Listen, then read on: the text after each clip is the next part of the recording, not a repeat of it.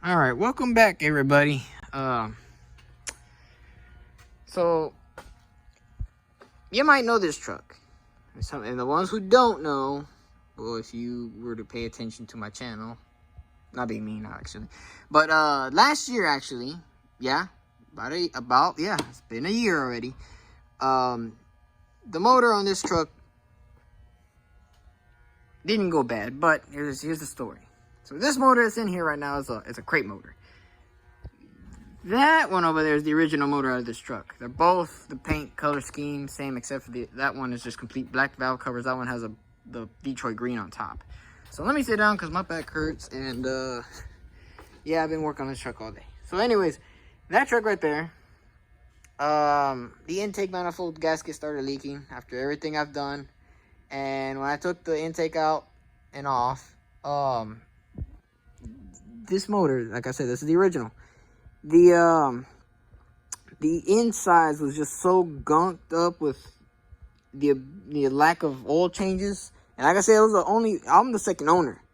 The original owner didn't give a shit about oil changes, apparently. So I don't like my motors or engines, anything in that type of way. It has to be very well maintained. You know, I thought for a single owner, he would have took care of his shit. Not really. I had to change a lot of stuff, and then one of the core plugs or freeze plugs was leaking out because they use that stupid. I don't get it. They use water from the faucet and not distilled. If you use water with out of the faucet, hose, whatever the hell, it has minerals in it. Distilled water doesn't have any minerals, therefore it won't rust. This motor, well, that's what happened. But anyways, so that's why it started leaking water from the intake manifold. And plus, the manifold itself was kind of shit. But it was gunked up. It was not really abused, but the lack of oil changes. And I decided to buy another motor, right? And I thought they had one in stock because that's what it said, from Jegs. So that motor is a crate motor, a 355-ish, That one I got to rebuild. I'll get onto that right there. But this motor, not really a 355. I don't know what it'd be. It's actually close to it though. It's bored 20 over, 30 over is 355. So for y'all guys, be like, well, then it's not a 355. Well, who gives a shit really? It's bored out, right? That's what you do when you rebuild a motor, or you remanufacture, or even new ones, custom, whatever the hell. So that motor right there. Bought it around like this time, March, and it didn't come till July of 2021. So within like little less than 6 months. And after waiting, I got impatient, and then I took the original motor out because I said, you know what, it's the original motor. I might as well just rebuild it. So I spent at least $2,500 on that one, and this one 21 or 22. It was a little bit cheaper, because that one has the freight and then the core charge. That one was just getting rebuilt, right? So that one's can't speak. That one is bored over 30 over, with a cam and everything that's done to it, like the way I wanted it from the guy. Asked what you want done to it, and I did that. And he was like, you could go a carburetor swap on that. I was like, yeah, but I don't want to buy a standalone bullshit. It's an OBD1, it's 95, hell no. It would be nice if I had a 700 or a 4 behind it. Now, I do have a transmission for a 4-wheel drive, 700 or 4, but it's just a lot of extra work. No thanks. So, plus I'm more of like, keep it the original way, but upgrade it the original way. So, the motor was rebuilt, put it back in, not even 40 miles, at most. 20 minimum, 40 maximum. I have the headers and all the modifications you can think of, but the only issue was, after I took it to the exhaust shop, the muffler shop, to get the true dual exhaust, brand new exhaust system, after almost $1,500 later, and he put 2 Cadillac converters. I don't know why. We don't do emissions, nor this truck doesn't require 2 Cadillac converters. I don't know. So, and the mufflers are kind of quite quiet. So it kind of defeated the purpose of the cam and headers and all that. But we'll upgrade it to Super 10s later. But anyways, so after I left the muffler shop, went back home, I started hearing a lifter tick. Literally just, and it would come in and out like once in a while. I was like, what the hell's wrong with this motor? So it became more frequent.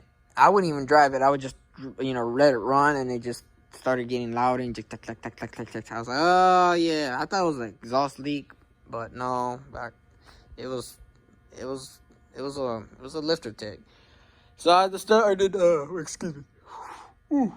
I started trying to figure out which side it was. It was the driver's side cylinder number 3, I think, or number 5. I can't remember now. So I can't touch the motor really. I mean, to avoid the warranty. The guy said, I mean, if I wanted to open up, I could, but not to avoid the warranty. I'd rather not. And then the guy who rebuilt it was like, well, I showed him, hey, you hear that? Oh, maybe it needs a valve readjustment, right? I'm like, damn, already? Okay, well, whatever.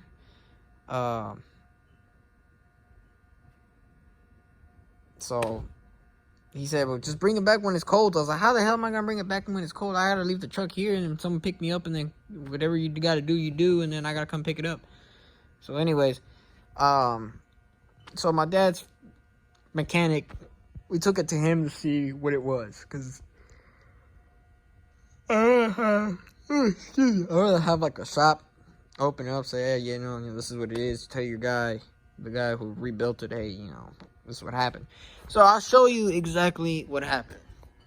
Lifter tick was a lifter tick. So this box is the box of death, because this is what killed that motor. So that's the push rod of the motor. There's the rocker. All right. So here is a brand new lifter, right? The mechanic was like, well, if it's a lifter, I can replace it, right? If it's something bad, if it's not, for instance, it's collapsed or whatever. So he bought that from O'Reilly's. This is the one that came from the motor. Yeah. You can see the difference there. It is gone. It ate up. So I don't know if the cam is, bad or not. More likely it is. But we'll see what the guy, the machine shop says. So, and we looked down into the, down where the cam would be, and it's scratched up, but I don't know if it ate up. So I went and told the machinist, the machine shop, the guy was like, well, I'll do some, I'll ask around, because that's the first time he's seen the combination of that cam. Ultradyne is the cam with those lifters, and those are like generic, I guess. I don't know. So the issue is that he hasn't had problems, but it is not the cam. It was the lifter that failed. There's been a slight recall for those lifters, because they would do what happened. Basically what happened to motor is what the recall is about. Those lifters failing. And so with the issue during COVID, and then with the Chinese and everything's made in China, which is messed up right now. And at a point in time, another camshaft for this build that I'm doing wasn't available. They didn't have one in stock, so they had to wait a few months, right? It'll be a few months for them to come out. And this, like I said, this is like in July, August. And because of that, the mechanic never took out the motor, so it wouldn't be like this, right? And time went by, and I wanted my truck back, because it's just sitting over there not doing nothing. The guy hasn't even pulled it out yet, until we told him, hey, we started calling him and telling him, hey, please take out the motor, because the machine shop, he's asking for hey, where's the motor, so I can work on it, blah blah blah. And finally the guy took out the motor, but I called the machine shop, the guy, and I was like, hey, they finally took out my motor. Oh, wow. I was like, yeah, wow. Well, it won't be till like 2 to 3 weeks until I can, start working on it. Oh, come on. So I gotta wait 2 to 3 weeks for that motor. So I say, you know what? fuck all that shit. That motor, when he gets a chance, he can redo that, whatever he did, because it's under warranty. And then that crate motor, swipe that motherfucker in there. Because, hey, I got a free motor that's just there sitting, collecting dust. Well, luckily the plastic was covering up. I had two plans with the motor. One was to fix this one up, which is my dad's. The other one was another blue truck outside that's two-wheel drive. But, you know, but it never concurred anyway. Like, it never, the agreement was never made. So, we ended up saying that this motor that's in this pickup truck here is going to be rebuilt, of course, like how I wanted it originally, with this one, right? So my dad wants to rebuild that one because it's the original motor of that truck. I wouldn't blame him. So the blue truck that's outside, it needs both a motor and transmission. The transmission is what failed first, but after that Texas freeze that we had, and apparently that motor didn't have any for antifreeze, or it maybe had water or whatever, the side of the block, literally, not basically where those two plugs are at, right in the middle, boom, busted out, cracked both sides of that motor. Well, not this one, but the motor of that truck. So I'm like, well, damn. And I have the transmission from the Project Chevy Bison, the white Bison over here, right? And the transmission, that truck is still on there. The guy said the reverse went out. This one was just slipping like shit, and it's been rebuilt. So I'm more likely gonna keep that transmission because this is the one from that truck, rebuild it, and have a rebuilt motor that's no longer gonna be in this truck anymore, sadly. So that motor and that transmission are gonna need to be both rebuilt, and I'm gonna put them back together. I just need to take that motor and transmission out of that truck. But anyways, it's outside. I asked my dad, hey, you know, let's make a deal, whatever. I'll buy that blue truck because he wanted, you know, he's gonna sell it to me anyways.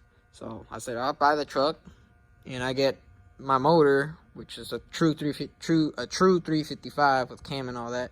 Do the same thing like I wanted originally. Buy the headers again and all that stuff, and put in that two-wheel drive. It would make more sense because this is a four-wheel drive. It ain't a race truck. The other one, that could be a sleeper truck. Just saying, factory, you know, style sleeper truck. It'll make some little power, you know, something to take out to meets. It's a single cab long bed, sadly, but hey, I see Mendigo Taquache's truck, you know, big ass 22s, long wheel, short wheel base, standard cab, showing off, doing burnouts, and I'm like, yeah. And they're like, yeah, my truck cut, it's my Marona. Shut the hell up. It's a stock 350 under the hood, maybe a V6 at most. Because half the time the standard cabs on these year models, short beds, usually they're V6. Technically, that's what came from factory standard as a standard package as a V6 Vortec, right? TBI, whatever the hell. They're both the same, apparently. I would know because I have one right over here somewhere. That's a V6 TBI Vortec, literally. So, anyways, so the past 2 days I've been with me and my dad. We've been putting together the truck. So I just got up and I sat down. All right. So let me show you what I've done so far. You know, yesterday we managed to put it in, just bare bones. Put the engine, what the hell they're called, motor mounts in, and that's it. Belt housing. So, you know, keep it all together. Now, today, after work, I put everything back. I had trouble with the intake manifold gasket. I was pissed beyond belief. The gasket that came with the kit, this piece of shit from Felpro, they don't use this shit. I'm gonna just tell you now, if you're gonna do that type of job, don't use this. This stuff dried up quickly. And it says right here, you know, the directions, right? The assemble parts within 5 minutes, silicone skin in 15, blah, blah, blah. Right? But I had this other one. Where the hell is it at? It's a black one. Here we go. I know I have one of these somewhere. It's Velcro as well. This is the one you're supposed to use. Black RTV, you know, for the oil. Same instruction, you know, assemble parts within 5 minutes, and you know, blah blah blah.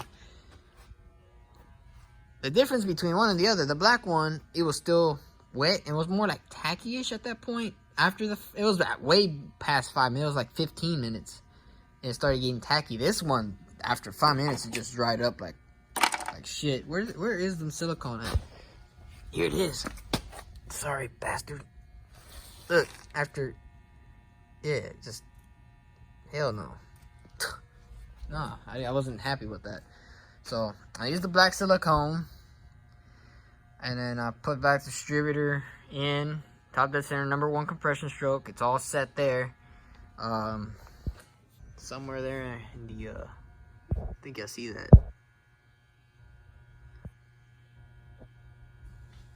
Oh, way off. Anyways, oh, my bad. Yeah, somewhere down there. I have it set right, so my bad. Everything top end wise is done. You know. Oh, I need to get a clamp for that, and there's no water anyways. Before I forget, clamp on the water hose.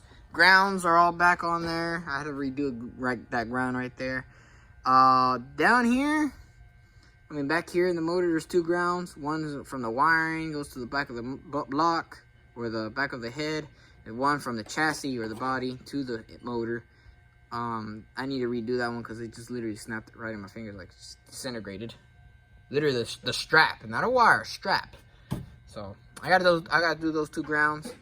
Then tomorrow I'm gonna work on the underneath when it comes to torque converter bolts, the exhaust, you know, shit, and then this bell housing deal, and that'll be it. Crank her up for the first time. She got oil in there. There's antifreeze still in the radiator a little bit. Gotta refill it.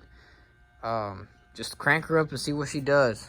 This time I'm gonna be really sure to, cause this is a online motor basically.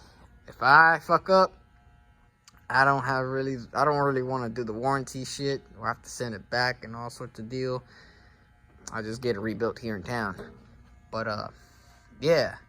So, first startup, check timing. At the same time, have it 2,000 RPM and between 2 to 3 in 30 minutes. Vary it to break in the cam. And then drain the oil, filter, and then put new oil and filter, and then drive it for 30. Drive it for 500 miles. If I can do that, fine. Everything's set up. It has an exhaust system and all that.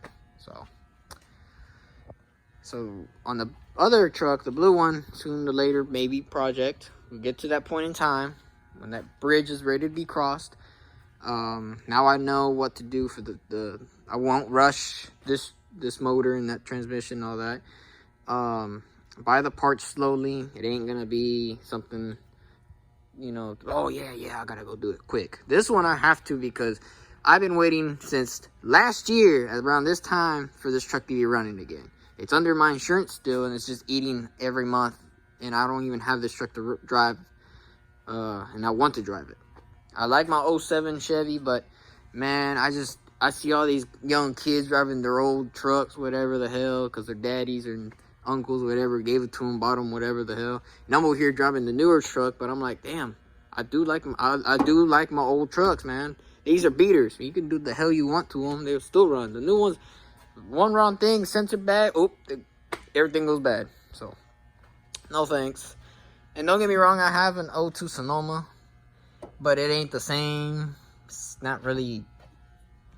To me, those 2000 after 95, after when they came out, that Vortex spider injectors are just not the same as a TVI, like that one right there.